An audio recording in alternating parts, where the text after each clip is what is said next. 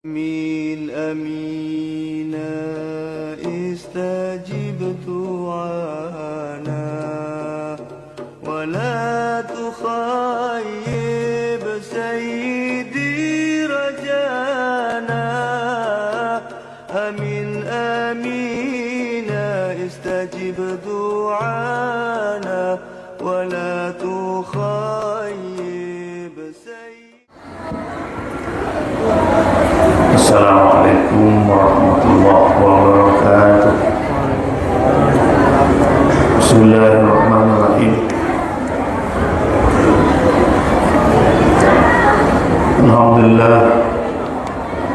Alhamdulillahilladzi khalaqa fasawwa walladzi qaddara fahada walladzi as'ada wa asqa والذي أضل بحكمته وهدى والذي منع وأعطى أشهد أن لا إله إلا الله وحده لا شريك له العلي الأعلى وأشهد أن محمدا عبده ورسوله النبي المجتبى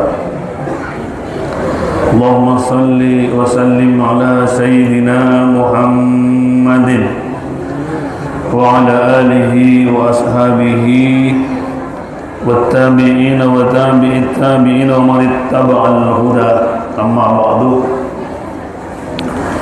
سبحانك لا علم لنا إلا ما علمتنا إنك أنت العليم الحكيم ولا حول ولا قوة إلا بالله العلي العظيم أيها الأعزاء المستمعين والمستمعات رحمكم الله.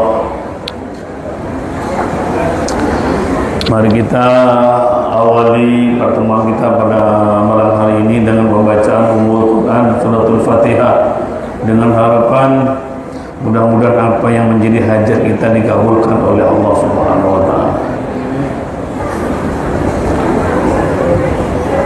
Semoga pula hadiah kita hadiahkan kepada Rasulullah Muhammad SAW beserta sahabat dan keluarganya dan dzurriyyah-dzurriyyahnya. Kita hadiahkan kepada Raden Rahmatullah Mbah Sunan Ampel. Dihadiahkan pula untuk keluarga-keluarga kita yang telah mendahului, yang telah menghadap kepada Allah Subhanahu wa taala. Mudah-mudahan segala amal baiknya diterima, salah dan dosanya diampuni oleh Allah Subhanahu wa taala. Dan untuk kita semua yang masih hidup, kita bersama keluarga kita, mudah-mudahan diberi umur panjang, umur yang barokah. Mudah-mudahan mungkin penyakit yang tersarang di tubuh kita diangkat oleh Allah menjadi lebih sehat kembali, sehingga kita bisa maksimal beribadah kepada Allah Subhanahu wa taala. Ala hadhihi niyyah wa ala kulli dhin salihah. Al-Fatihah. A'udzu billahi minasy syaithanir rajim. Bismillahirrahmanirrahim. Alhamdulillahi rabbil alamin. Ar-Rahmanir Rahim. Maliki yaumiddin. Iyyaka na'budu wa iyyaka nasta'in. Ihdinas siratal mustaqim. Siratal ladzina an'amta 'alaihim ghairil maghdubi 'alaihim waladdallin. Bismillahirrahmanirrahim. Masuk ke bab yang berikutnya, yaitu babu karomatil awliya'i wa fadlihim. Babu utawi iki bab kang nerangaken pira-pira kekeramatane para wali, wa fadlihim, dan keutamaan para wali. Jadi apabila hal yang terjadi yang tidak masuk di akal atau al-khawariq lil 'adah terjadi pada Nabi dan Rasul, namanya wahyu. Kalau terjadi kepada para aulia-illah, namanya karamat, kekeramatan dari Allah Subhanahu wa taala. Al-khawariq al-adah terjadi kepada seseorang, terjadi pada pemimpin, di mana seorang pemimpin melakukan hal-hal yang tidak masuk di akal, itu adalah sebagai bukti dan mandat dari Allah bahwa orang itu betul-betul diutus dan disuruh oleh Allah Subhanahu wa taala. Selanjutnya setelah Nabi Muhammad, setelah para nabi, yaitu Nabi Muhammad terakhir, maka ada hal yang ditampilkan oleh para pendakwah pada orang-orang yang dikatakan aulia illah, ditampakkan itu sebagai bukti bahwa beliau adalah termasuk penerus daripada para nabi dan para rasul. Sehingga banyak hal-hal yang terjadi kepada seorang nabi, seorang rasul dan para aulia illah sebagai penerus dari perjuangan rasul, terjadi hal-hal yang tidak bisa dimasukkan akal. Namanya khariqun lil adah. Contoh, Mbak Polo. Di sini ada Mbak Polo. Bapak Ibu kalau masuk sini ada Mbak Polo. Mbak Polo itu pernah saya ceritakan di sini bahwa beliau selaku, kalau tidak salah, mudah-mudahan tidak salah, yang membangun Masjid Ampel ini, hingga ada rumor bahwa mihrab atau peimaman itu gak lurus kan. Katanya Mbak Polo, katanya siapa gak lurus? Ayo ikut saya. Mihrabnya dibolongi, cok telon. Setelah dilihat, saat melihat itu bisa melihat Ka'bah. Itu jalan saya kalau itu lurus itu. Dari sini bisa melihat Ka'bah, berarti hal yang tidak bisa dimasuk akal bahwa itu terjadi dilihat dari peimaman yang agak ke dalam, yang lawas, yang sudah menjadi masjid. Setelah dilihat, dibolongi, dilihat ternyata kelihatan Ka'bah. Dari sini melihat Ka'bah itu hal-hal yang khawariqul adah, yang tidak bisa masuk di akal. Beliau memang seorang tokoh Islam yang ingin sengaja untuk menyantri kepada hamba sunnah, datang dari Yaman, dan beliau menjadi tukang latennya beliau, mulai dari bangun masjid dan sebagainya. Kemudian sebagai bukti lagi kekaramatan dari Syekhul Khalil. Syekhul Khalil ini sedang biasa jadi dua. Pernah terjadi Syekhul Khalil Bangkalan ini sedang mengajar di masjid atau di musola atau di pondok itu, ternyata Syekhul Khalil ini sarungnya basah. Padahal tidak ada hujan, tidak ada apa. Tapi sedang mengajar santri yang mengaji itu heran. Ini kok sarungnya kayak basah, bukan hanya teles sedikit, basah. Hingga cerita sama-sama dia nggak berani untuk bertanya. Yang pada akhir ngajinya beliau ditanya oleh dari santri, saya tadi waktu ngaji ada perahu yang bocor di sebelah sana itu, saya benek no. Padahal beliau sambil mengajar, tapi di saat waktu ngajar itu pula beliau dandani membenahi terhadap perahu yang bocor di sebelah sana, sehingga beliau basah. Itu nggak bisa masuk di akal. Kenapa? Ya memang nggak masuk akal. Itu kalau zaman Nabi yang kata saudara abdi bima yuballighu anni, benar hambaku itu bisa berbuat semacam itu karena sebagai mandat, sebagai bukti bahwa beliau, bahwa mereka kata Allah adalah utusanku. Buktinya itu bisa Nabi Muhammad bisa dari jari-jarinya nyumber susu, kemudian makanan yang hanya sedikit bisa cukup untuk orang banyak. Itu mukjizatnya Nabi. Nah, mukjizat itu sebagai bukti pembenaran bahwa Nabi Muhammad betul-betul utusan dan betul-betul Rasul. 100 lebih mukjizat Nabi Muhammad SAW, dan yang paling besar mukjizat Nabi adalah Al-Quranul Karim. Itu terjadi. Kemudian yang lucu lagi Bapak Ibu, Syekhul Khalil itu waktu ngajar di dalam, di rumahnya, yang dibahas bab fi'il dan fa'il. yang dicontohkan koma Zaidun, koma fi'lul madin dan seterusnya, Zaidul fa'iluhu wa alamatul rafi dan seterusnya. Ada orang datang yang sering kecolongan timunnya. Timun ketika masa petik hilang timunnya. Bukan sedikit yang hilang, selalu hilang. Laporan pada Syekhuna Khalil. Mbak Syekhuna Khalil, waktu ngaji gak direkam waktu ngaji. Yang dibaca adalah koma Zaidun, koma fi'il madhi, Zaidun fa'ilnya. Jika cerita ngaji itu selesai, setelah selesai dia menghadap, mereka menghadap, tidak sendirian dia. Yai, timun saya warnai petik untuk saya jual, hilang. Aku mau bahas apa? Koma Zaidun, iya wacon koma Zaidun. Jadi koma Zaidun dibaca sebagai amal koma Zaidun di pinggir sawahnya. Kadang ketika ada orang pencuri timunnya bisa berdiri, nggak bisa duduk, nggak bisa kemana-mana. Gara-gara koma Zaidun, padahal pernah itu koma Zaidun. Akhirnya siapa malingnya nggak bisa berangkat, nggak bisa duduk, nggak bisa berjalan, cekap di sana. Apa yang dibaca? Koma Zaidun. Kalau ada orang yang melaporkan kepada kita banyak yang hilang, jangan dikasih koma Zaidun. Dia maling belayu, kayak pentungan lahir.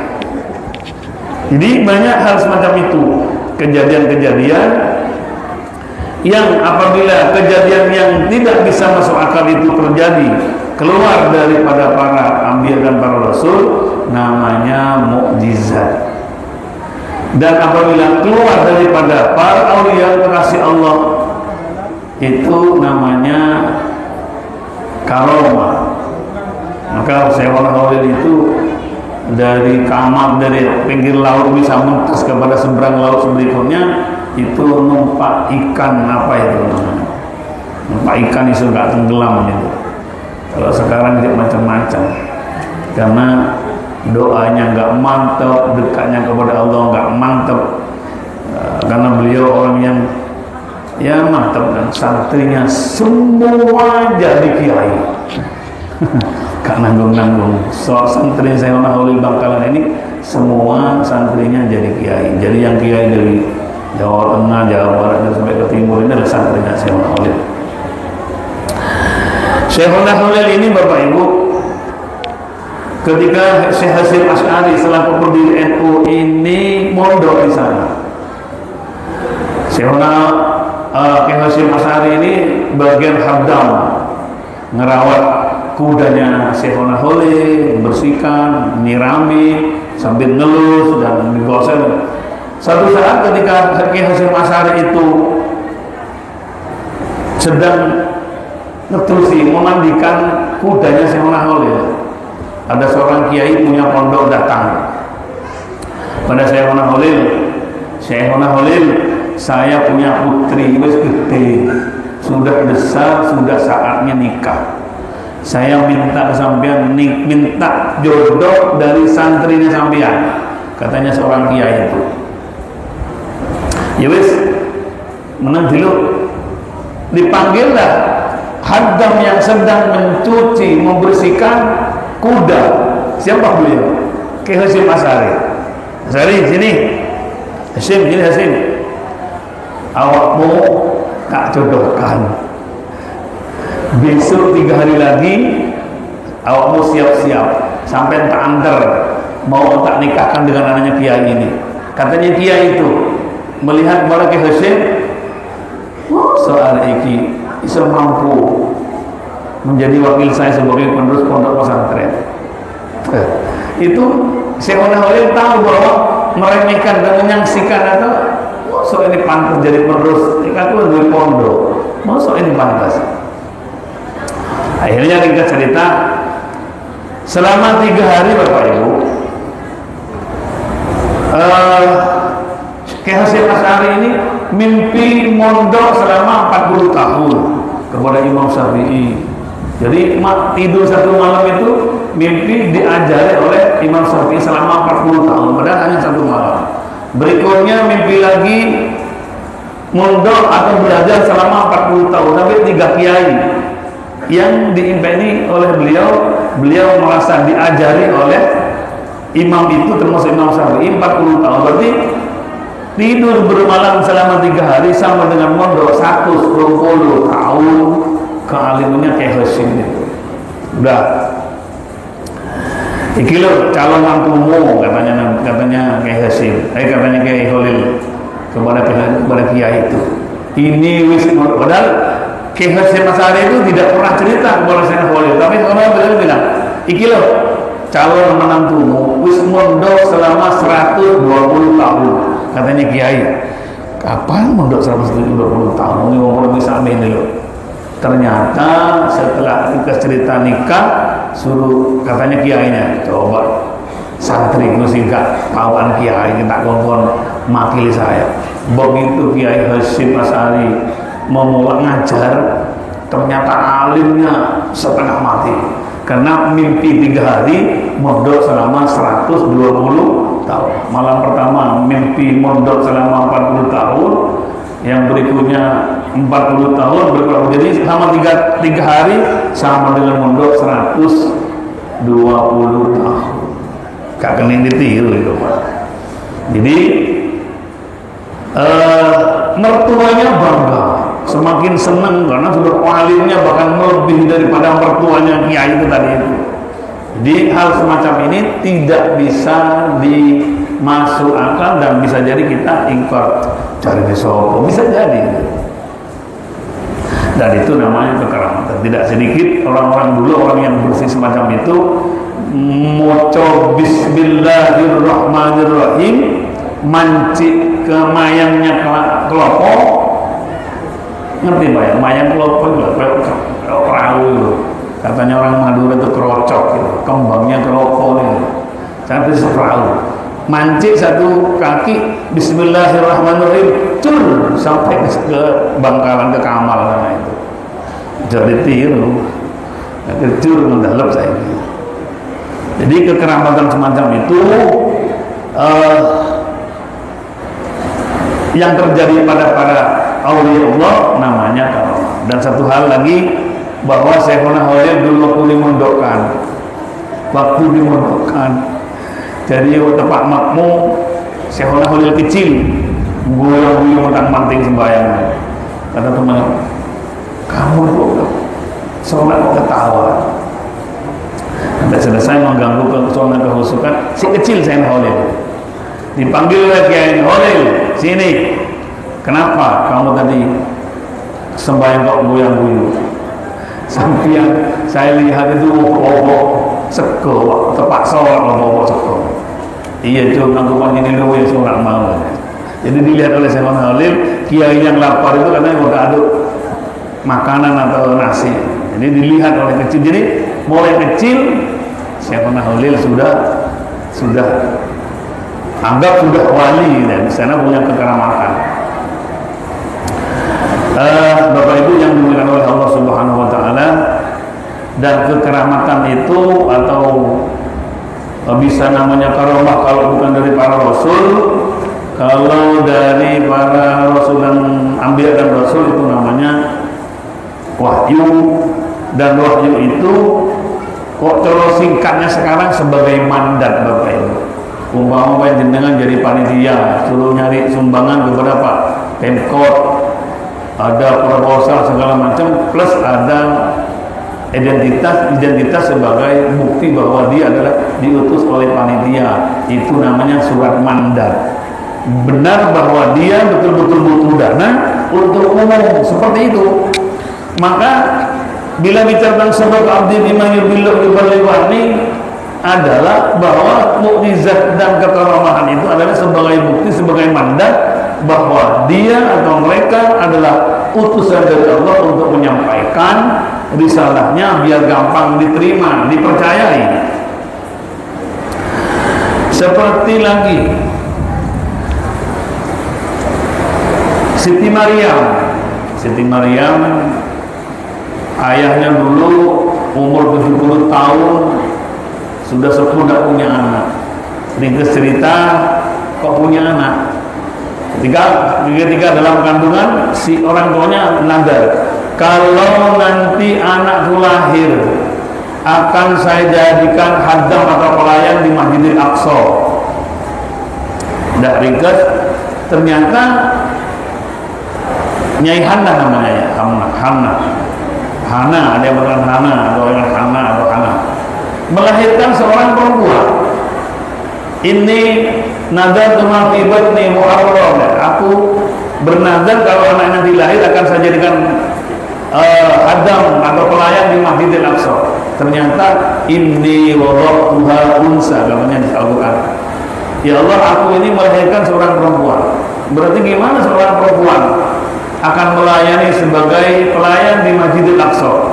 Akhirnya tetap karena nadarnya untuk untuk melayani atau menjadi khadam di Masjidil Aqsa, maka namanya Bunda Maryam itu, yang dikatakan Siti Maryam itu tetap dijadikan sebagai hadam, akan tetapi diletakkan satu tempat yang tidak dilihat oleh orang lain di dalam Masjidil Aqsa itu. Apa kelebihan dan kekerawahannya? Sayyidah Siti Maryam itu dilihat oleh keluarganya, oleh ayahnya. Ternyata di hadapannya ada makanan dan minuman atau buah-buahan, di mana buah-buahan itu tidak pada musimnya. Diberi contoh, diberi durian, tapi bukan pada musim durian. Diberi mangga, tapi saat belum musim mangga. Sampai kalau ada mangga, dapat mangga satu masak pohon satu, tapi bukan pada musimnya mangga, musim rebutan. Musim durian, kalau sekarang musim durian Pak. Kalau sampai mampu silakan durian sekarang murah sekarang. Tapi kalau durian hadir di saat tidak musim durian, nikmatnya setengah mati itu. Nah, yang terjadi pada Siti Maryam seperti itu. Ditanyakan oleh ayahnya, "Anna laki hadza ya Maryam?" Sampai anakmu itu olendi. Apa? Buah-buahnya dari mana? Hadza min inda rabbi, kata ini dari sisi Tuhanku. Ini rezeki, nikmat, buah-buahan dari surga. Berarti ini hak terjadi pada Siti Maryam. Pada Siti Maryam bukan nabi, bukan rasul, tapi termasuk kekasih Allah. Sehingga walaupun tidak dikirim dari bawah, dari luar, maka Siti Maryam ini bisa makan dan hidup di mihrab. Mihrab itu ada tempat khusus untuk beribadah, namanya mihrab. Kalau di sini kata mihrab itu adalah tempat keimaman, itu namanya mihrab. Mihrab yang dimaksudnya adalah tempat ibadah. Pada zaman itu Siti Maryam dapat kiriman dari surga, makanan surga. Bapak Ibu, seperti yang pernah saya sampaikan bahwa bulan Ramadan, siang bulan Ramadan sampai makan bulan surga, tidak batal puasanya. Asalkan pasti bahwa makan itu adalah makan dari surga. Kalau panjenengan yakin bahwa makanan atau minuman itu atau buah-buahan datang dari surga, semua terbukti sampai makan siang Ramadan, maka itu tidak membatalkan puasa. Bisa nggak kita? Nggak bisa, paling nanti ada ceruk dari pengirian itu ya dapat membatalkan puasa. Tapi kalau memang yakin, seyakin-yakinnya buah itu adalah datang dari surga, maka tidak membatalkan pada puasa. Seperti yang pernah saya ceritakan, ada seorang yang bertamu di Sidogiri, pondok pesantren Sidogiri. Ada tamu datang siang Ramadan, ringkas cerita oleh kiai ini, disuruh ayo makan puasa. Kiai, saya puasa. Iya mas, aku nak puasa. Ayo kok. Diambil oleh kiai siang Ramadan, si kiai makan sendiri buah itu. Setelah tamu itu melihat kiai makan buah yang bilangnya ini dari surga, ya gimana? Dimakanlah oleh roto-roto pas-pas gini, dimakan oleh tamu yang datang itu, dimakan. Nggak batal puasamu, karena ini buah dari swarga. Ringkas cerita, pulanglah orang itu. Sampai di rumah, mulai pagi, siang, sore, malam sampai esoknya lagi, rasa buah-buahan itu masih ada di lidah, walaupun makan apa saja. Setelah itu rasa buah itu masih ada sampai berhari-hari, bahkan berbulan-bulan di lidah itu masih ada terasa buah yang pernah dimakan. Nah, kalau panjenengan yakin seperti itu, ada buah ini dari surga, ya makan aja kalau yakin. Kalau ternyata mari ngerokok hilang rasanya, ya berarti bukan surga, ya batal puasanya. Itu terjadi di dari seorang hamba aulia Allah, wala ilah, bukan daripada Rasul, maka namanya karomah. Terjadi, walaupun saudara kita tidak mau percaya, cari di sopo, ada mukjizat, ada karomah dan sebagainya. Kalau kembali lagi dari terjadi pada Kiai Hasani dari Sidogiri, sesepuh Sidogiri dulu ketika diundang Mahalul Kiau, dan bisa berdiri semua. Kiai Hasan itu tidak ikut berdiri, dibawa sendirian dulu. Yang lain berdiri ketika Mahalul Kiam, beliau tidak berdiri. Orang lain berumur, Kiai kok nggak berdiri, kenapa? Karena sakit, apa kurang sehat? Rindu cerita, ditanya selesai, ya lama apa jenengan bosan berdiri? Kata beliau, katanya kami ya Allah, wong lutut Nabi Muhammad ketemu dengan lutut saya, wong di depan saya ada Nabi Muhammad Sallallahu Alaihi Wasallam. Bagaimana saya mau berdiri? Kak iso. Hal semacam itu kulil ada tidak masuk akal, dan itu terjadi.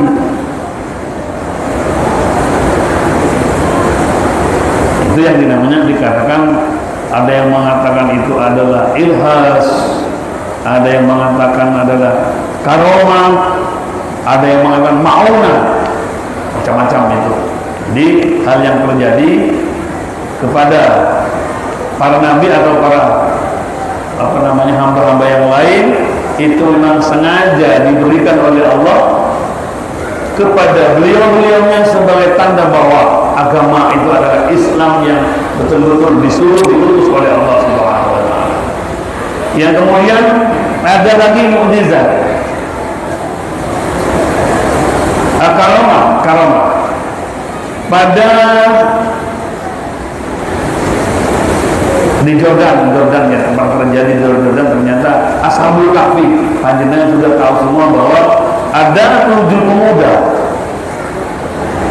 yang dikejar oleh penguasa yang zalim, namanya di Raja Dikyanus. Raja Dikyanus itu kalau ada orang muslim mesti dibunuh, orang Islam mesti dibunuh. Setiap melihat orang Islam mesti dibunuh, dari zalimnya dia.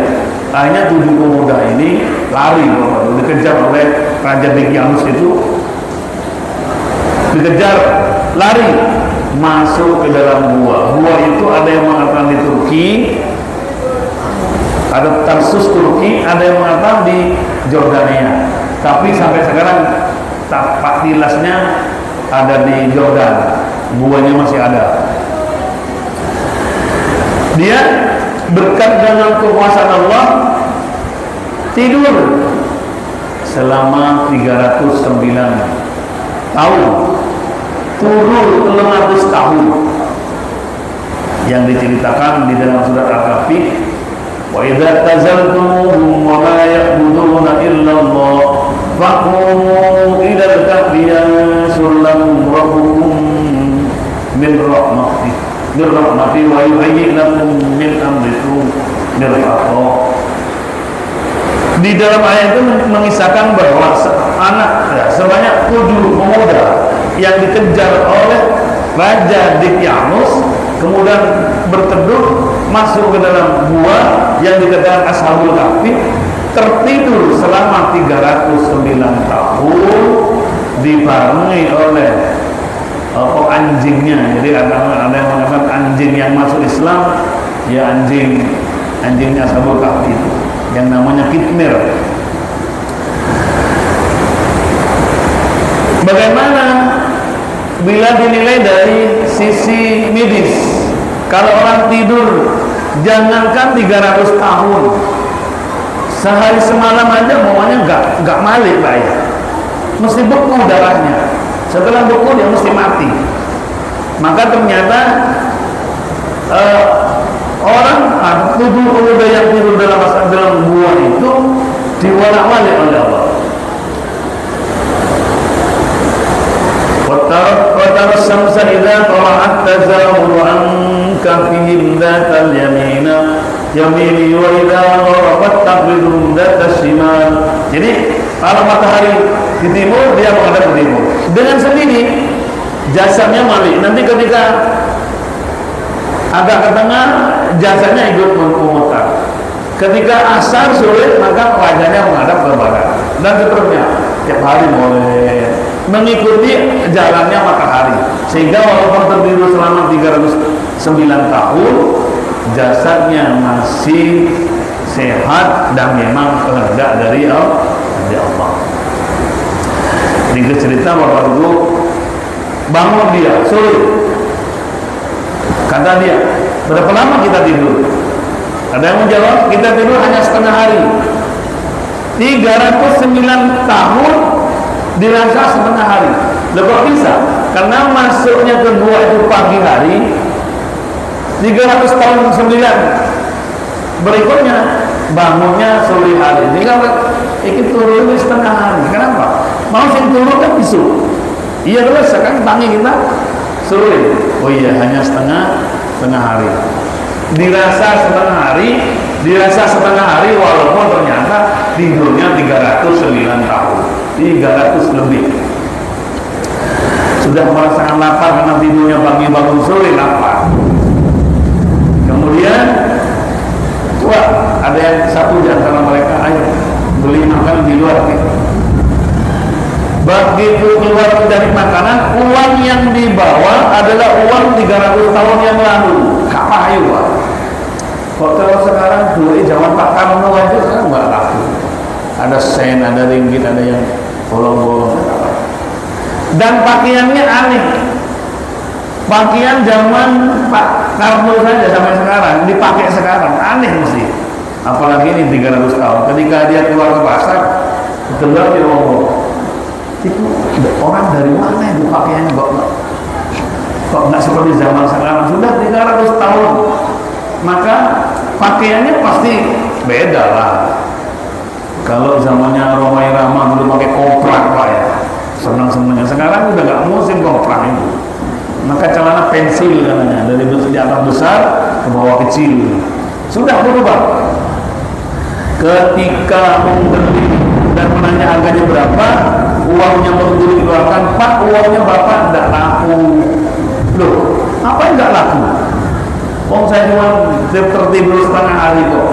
Bapak ini uang ini sudah 300 tahun yang lalu Pak. Ah masa iya? Ini duit Bapak ini zaman dulu Raja Hipyanus. Sekarang Raja Isopo ganti Pak, ganti bolak-balik di sana. Akhirnya diaudit, ditanyakan ternyata bapak anak muda yang tunjuk itu tertidur selama 309 tahun. Sudah merasa, dalam kitab Tafsir Jalalain ini nyatakan bahwa ketika beliau yang 7 orang ini sadar waspada bahwa dia sudah tertidur 9 tahun dan sama-sama disaksikan meninggalnya bersamaan, meninggal. Itu sebagai bukti bahwa kebenaran Islam, kebenaran agama yang disampaikan oleh Allah kepada hambanya diberikan bukti-bukti yang kuat, diantaranya dengan mukjizat, diantaranya lagi dengan dengan karomah. Karomah ini sampai terjadi sekarang kadang-kadang memang kurang dipercaya, kadang memang seperti itu karena ya hal-hal yang mustahil seakan-akan tidak sungguhan, tapi karena memang terjadi. Nah, kalau dulu baru meninggal beberapa tahun terakhir ini yang diberi nama Ralilur itu cicit dari Syekhona Ulil Makaram karena memang berbuat hal-hal yang kadang tidak bisa masuk di akal. Dan masih banyak orang-orang dulu kadang tidur di atas daunnya kelapa. iso nggak jatuh. Ya karena ya kalau orang nggak benar dibilang hilaf gitu. Tapi kalau memang dari kalangan orang kiai ya jadi katakan ya karomah. Dan yang terjadi pada Syekhuna Khalil itu banyak sekali. Bapak Ibu yang dimuliakan oleh Allah Subhanahu wa taala, memang pernyataan inna dina indallahil Islam, bahwa agama itu adalah Islam, yang dinyatakan oleh Allah inna dina indallahil Islam, bahwa agama yang benar, yang paling benar adalah Islam. Walaupun ternyata sekarang Islam agama itu banyak. Yang pertama paling banyak agama itu ada pengikutnya Islam. Yang paling banyak kedua adalah orang Kristen. Orang Kristen itu Bapak Ibu, kitab sucinya nggak sama satu dengan yang lain. Makanya banyak orang yang masuk Islam gara-gara setelah diteliti kitab suci yang satu dengan yang lain beda, bertentangan kadang. Akhirnya masuk Islam. Banyak yang terjadi. Hingga orang-orang yang tidak mau Islam itu ya karena nggak tahu. Hanya tahu Islam katanya teroris, Islam katanya kejam. Mereka tahu begitu. Ketika mereka tahu yang sebenarnya Islam, banyak yang masuk Islam karena ketika dibandingkan satu agama dengan yang lain, maka Islamlah yang paling lengkap dan paling utuh dan paling asli. Dari zaman Nabi Muhammad sampai sekarang Al-Qur'annya sama, hanya Al-Qur'an diterima dengan bahasa lain, beda bahasa saja, kesimpulannya sama. Tapi kalau agama Kristen kitab sucinya beda, yang diterbitkan di mana di Amerika beda dengan diterbitkan di negara Indonesia, dan satu dengan yang lain bertentangan, sehingga banyak orang yang masuk Islam gara-gara kitab sucinya tidak sama. Masuk Allah Ta'ala di kitabil karim, Allah Ta'ala berfirman, ala inna awliya Allah la khawfun alaihim, inna awliya Allah sebuah bila-bila walinya Allah iku la khawfun iku ra'un wati alaihim ingatasi wal awliya walahum ra'awahum awliya iku yahzanun iku susah alladzina yawma amalkan bodoh iman sebuah alladzina wa kanu yattaquna Allah sebuah alladzina yattaquna bodoh takwa lahum busra lahum itu tetap kedua alladzina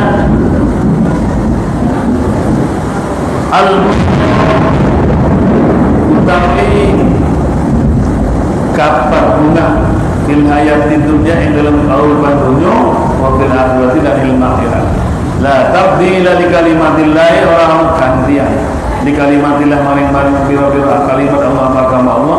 Dzalika utai nomor kalimat Allah wal fawzul alim, karena kebahagiaan keuntungan yang agung. Jadi kalau orang sudah berstatus sebagai aulia, orang yang dinyatakan sebagai kekasih Allah, lahumul busra, mereka akan diberikan kabar oleh Allah Subhanahu wa taala bahwa dia akan mendapatkan kebahagiaan di dunia dan kebahagiaan di akhirat. Karena memang rata-rata orang yang berstatus sebagai aulia itu adalah orang yang dekat dengan Allah, yang punya kelebihan-kelebihan seperti tadi. Itu memang orang yang dekat dengan Allah. Tidak mungkin yang terjadi kepada orang-orang yang tidak beribadah, orang yang tidak punya agama, kemudian terjadi hal-hal yang khilaf. Kalau toh terjadi, ada orang Kristen, ada orang Hindu punya kelebihan, bisa terbang di laut, di atas laut, di atas langit, seperti orang Daya itu terbang. Dulu ketika kasus dengan orang Madura di Pontianak dan sebagainya itu, katanya orang Daya itu bisa terbang. Nah, kalau memang terbang itu terjadi kepada orang non-Muslim, itu namanya luluhan. Luluhan itu apa ya? Katanya orang Madura itu sholat. Itu bukan dari Allah, bukan dari malaikat, tapi bisa dia dengan bantuan jin dan setan sehingga dia bisa kebal, kemudian dia bisa terbang. Ia termasuk hal-hal yang khariqul lil adah, tapi bukan dari bukan dari Allah, tapi itu namanya istidraj atau luluhan. Sholatkan katanya orang Madura itu. diberi kelebihan, tapi nanti akan disiksa di hari kiamat nanti. Jadi namanya istidraj. Kalau terjadi kepada orang kafir maka namanya lifasikin atau likafirin, namanya istidraj, luluhan. Kalau terjadi kepada para nabi dan rasul namanya wahyu, mukjizat. Kalau ada mukjizat yang diucapkan sekarang bukan mukjizat yang sebenarnya, sebab mukjizat itu hanya turun kepada para nabi dan rasul. Ada bahasa, ya nunggu mukjizat. Ada orang sakitnya nemen, ini bisa sembuh tapi nunggu mukjizat. Nggak ada terjadi mukjizat sekarang, nggak ada, karena mukjizat itu al-khariqul ada al-matlub bitahaddi al-waqi' ala tilki ma madda'ahu min al-amni min al-mu'aradati fihi. Jadi yang terjadi, yang diakui dan itu adalah dari para rasul dan para nabi, itu namanya mukjizat. Kalau ada masalah sekarang itu menunggu mukjizat, maka itu hanya bahasa saja, dan mukjizat tidak terjadi sekarang. Kalau terjadi adalah dari para auliyaillah, namanya karomah. Ada seorang ulama di Pasuruan didatangi malaikat Israel. Datang Israel. Assalamualaikum, seorang kiai yang didatangi. Katanya kiai ditanya, kata lapor orang ini, saya tugas oleh Allah untuk mencabut nyawamu. Kau tahu saya bahwa aku boleh di masjid. Di belakang masjid itu banyak pemakaman leluhurnya. Awak ngomong sih, katanya nyambut nyawa saya sampai datang ke belakang masjid itu, sampai izin dan oleh sampai tidak kabur nyawa. Beliau sedikit bergurau, terus ya. Kalau ini berarti gak diizini oleh mbakku. Sampai 4 kali loh. Datang lagi malaikat tahu, saya diperintah Allah untuk mencabut kalau sampai bersedia. Dia ngomong saya dengan mbak-mbakku sing belakang masjid itu. Terus ya berarti gak oleh, buktinya gak oleh ini. Buktinya beliau tidak kesini lagi. Sampai ke 4 kali, sampai ngomong gak mbakku sih. Ternyata balik. Malaikat Israel datang semua, ya meninggal sampai sekarang. Baru-baru ini, anggap baru 2 tahun kemarin. Sehingga kepengurusannya, kepengasuhannya diganti oleh misalnya sebagai pengasuh pondok pesantren. Itu terjadi. Masa ada orang biasa ketika dicabut nyawanya dia bilang, "Lek sampai ke restoran dan restoran boleh langsung mau." Ya, kalau bisa begitu kan enak ya. Ojo sih aku anakku sih cilik-cilik membangun. Saya itu menurut. Tapi kita tidak bisa seperti itu. Panjenengan kalau kurang percaya, kiai tadi itu ya, tidak saya sebut namanya, guru saya, kiai saya. Sebelumnya beliau begini, ada seorang ustaz yang mengajar tauhid, kiai yang membunuh saya sopo, nggih Allah, temen tak, kiai diberi ini sampai tahu obatnya belalang untuk mandi gitu, idrin tanopon. Lek pancen awakmu ngomong sing mateni menungso iku pangeran, iki racun sampai ombe. Boten wani yai. Lho katanya awakmu sing mateni menungso pangeran. Bukan racun. Lek kamu kan sampai ombe ini. Kawan teman saya yang ditahu karena mengajar tauhid. Boten racun yai, gak wani yai. Opo diangkat oleh diminum sendiri. Racun belalang loh, hama walang nih loh, diminum sendiri lagi ya, nggak apa-apa ini, boleh mungkin nggak apa-apa lagi. Berarti saya yakin bahwa yang membunuh manusia itu yang mematikan adalah Allah. Buktinya racun ini tak ambil nggak apa-apa lagi. Si ngombe beliau, cok sampai nanti itu mati ini yo, ya Allah maka Israel bukan racun, jangan coba-coba. Jangan sampai di rumah usianya baikon sampai umbe. Nah, payung temen kamu ya. Ini dia gitu. Itu yang tadi ketika kedatangan malaikat Israil ting papat itu, gak gelem. Ya namanya pamit dengan bagusin. Seperti itu. Jadi karamah yang terjadi hal semacam itu masih sekarang terjadi dan terjadi. Walaupun sebagian kelompok ada yang tidak percaya.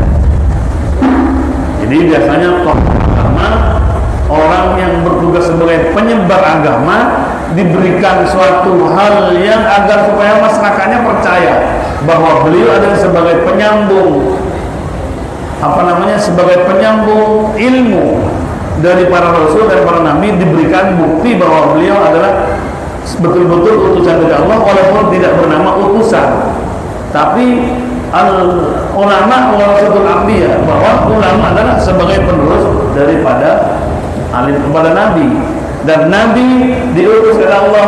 Apa buktinya? Adalah mukjizat, sehingga Nabi Muhammad bisa dinaungi oleh mendung kemana-mana. Nabi Muhammad dia akan dinaungi mendung. Maka hal itu orang kafir, iya berarti beliau itu adalah Muhammad itu adalah kekasih Allah dan utusan Allah kedua. Itu buktinya. Ada pada suatu saat harimau mengejar Nabi Muhammad sebanter-banternya. Sahabat menjerit. Ternyata setelah dekat, macan itu, harimau itu sujud dan berucap kalimat syahadat. Ya nanti kalau ada panjenengan di Wonokromo itu macan yang ucul sampai dikejar kocok belayu. Barangkali mau baca opo. Ya kalau bukan nabi, karena kita bukan utusan, tidak diberikan mandat berupa mukjizat, ya tidak bisa terjadi. Maka sekali lagi, mukjizat, karamah dan irhas atau ma'unah itu hanya terjadi pada orang-orang yang dekat dengan Allah Subhanahu wa taala. Sehingga sebagai bukti bahwa beliau adalah seorang ulama, sebagai pendakwah sungguhan, bukan orang gila dan sebagainya, maka diberi mandat oleh Allah berupa karamah dari Allah, berupa mukjizat dari Allah. Dinyatakan sadaqa abdi bima yuballighani, benarlah hambaku apa yang telah disampaikan. Buktinya ini bisa tahu hal-hal yang akan sekian tahun, bahwa Nabi Muhammad itu sudah memprediksikan nanti ada suatu saat ada zaman. Beliau pada zaman dahulu sudah bilang akan terjadi bahwa di tanah Mekah itu walaupun sekarang gersang, suatu saat nanti kalau di Mekah dan Madinah itu ada sudah banyak rumput-rumput atau yang menghijau, berarti kiamat semakin dekat. Dan ternyata sekarang Mekah Madinah Bapak Ibu, rumput-rumputan sudah tumbuh subur, pohon-pohon sudah rindang, bahkan ada di celah-celah batu sudah kemudian berkeluar air. Dulu kalau banjir di Mekah aneh, sekarang biasa banjir. Jadi mobil-mobil hanyut. Itu berarti Nabi ini kekeramatannya adalah memprediksi bahwa pada suatu saat nanti Mekah ini akan menghijau, dan itu sudah terjadi. 2 tahun kemarin Bapak Ibu, di tanah Arafah itu padang pasirnya berlumpur, padahal ketika orang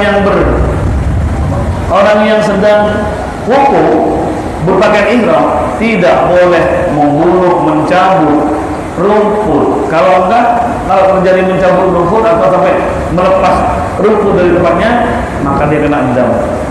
Maka kerajaan Saudi memberi obat, itu obat rumput dimatikan dulu. Karena kalau sampai musim wukuf sedang berpakaian ihram, berihram, maka kalau melepas dan mencabut salah satu pohon atau tumbuh-tumbuhan kena dam. Jadi prediksi Nabi SAW itu namanya mukjizat. Itu tidak bisa, baru soal ini tidak bisa. Demikian Bapak Ibu. Jadi kesimpulannya bahwa mukjizat karamah adalah suatu bukti pembenaran bahwa agama yang paling benar adalah Islam. Jangan tinggalkan Islam. Jangan tinggalkan agama Islam seperti mereka yang pernah menukar Islam dengan Indomie, Sarimi. Karena dapat 20 juta, asalkan masuk Kristen, cash 20 juta. Ada yang begini di luar pulau. Pokok belum masuk Kristen, cash 20 juta rekening. Itu namanya mengganti agama dengan Indonesia ini dan sebagainya. Kemudian mudah-mudahan sekali lagi semoga Islam kita utuh, iman kita lengkap dan utuh, bisa dijadikan sebagai bekal menghadap kepada Allah Subhanahu wa taala. Maka berdoalah, Rabbana la tuzigh qulubana. Ya Allah, jangan selewengkan, jangan miringkan, jangan tergelincirkan hidayah-hidayah yang telah Kau berikan kepada ya Allah, jangan sampai hilang. Jadi berdoa, Rabbana la tuzigh qulubana ba'da idh hadaytana Rabbana. Jadi memohon kepada Allah supaya hidayah yang ada pada kita berupa iman dan Islam tidak akan hilang selamanya sampai terbawa amin Allahumma amin. Sehingga kalau memang demikian berarti mati kita menghadap Allah dalam keadaan husnul khotimah. Semoga mendapat pengampunan dan maghfirah dan rahmat dari Allah, juga semoga mendapat as-syafaatul uzma dari Rasulullah sallallahu alaihi wasallam. Al-Fatihah. A'udzu billahi minasyaitonir rajim. Bismillahirrahmanirrahim. Alhamdulillahirabbil alamin. Maliki yaumiddin. Iyyaka na'budu wa iyyaka nasta'in. Shiratal ladzina an'amta 'alaihim ghairil maghdubi 'alaihim waladdallin. Assalamualaikum warahmatullahi wabarakatuh.